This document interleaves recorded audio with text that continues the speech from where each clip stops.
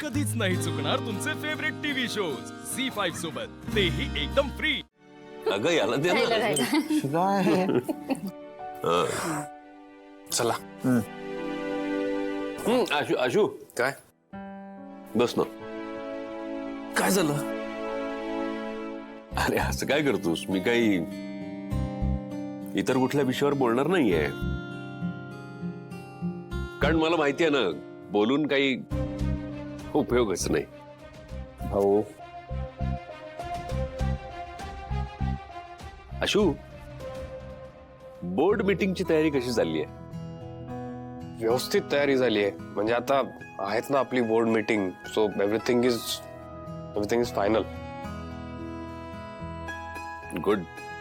अरे सगळं बोर्ड असणार आहे तिथे, त्यामुळे प्रेझेंटेशन इतकं छान कर ना की त्यांना वाटलं पाहिजे की तू असा रिस्पॉन्सिबल आहेस. भाऊ, डंबो एकदम केपेबल आहे आणि भारीच प्रेझेंट करणार आहे तो, हो की नाही? सगळ्यांवर समान विश्वास ठेवलात तर?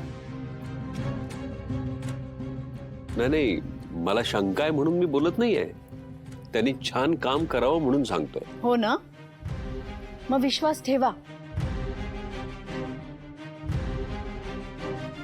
आशू नक्की चांगलं करेल.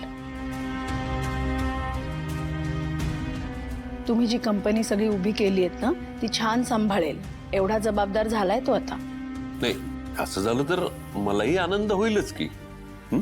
Ashu, all the best. Thank you भाऊ. थँक्यू. मी आवडतो. एक मिनिट थांब थांब. काय काय नाही, आता तुझा विषय निघालाच आहे तर सगळ्यांशी जरा बोलायचं होतं.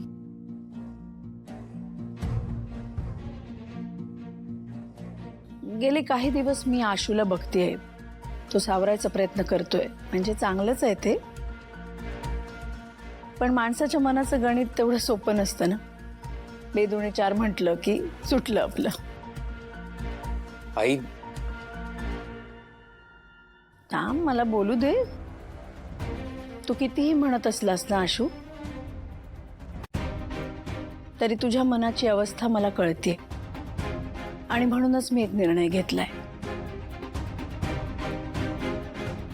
मला असं वाटतं की आशू आणि नेहाचं लग्न आपण लवकरात लवकर लावावं.